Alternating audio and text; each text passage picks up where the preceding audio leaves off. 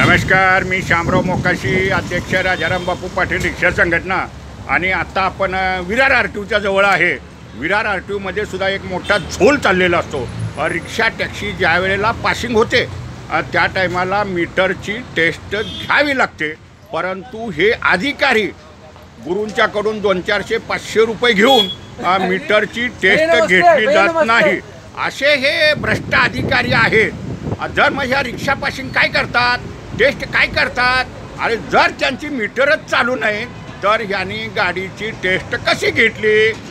कारण हा एक आरटीओमध्ये मोठा झोल चाललेला असतो। पैसे खाऊनच कामं केलेली असतात।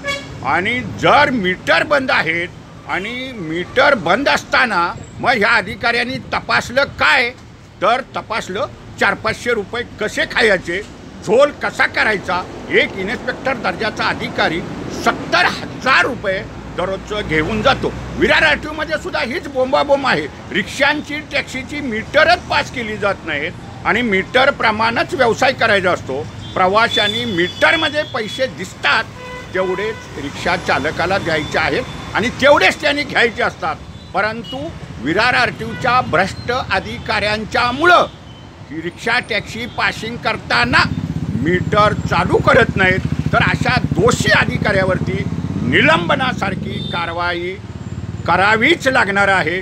तरच हे अधिकारी वटणीवर आले तर आले, नाही तर हे लाचखोर अधिकारी आहेत।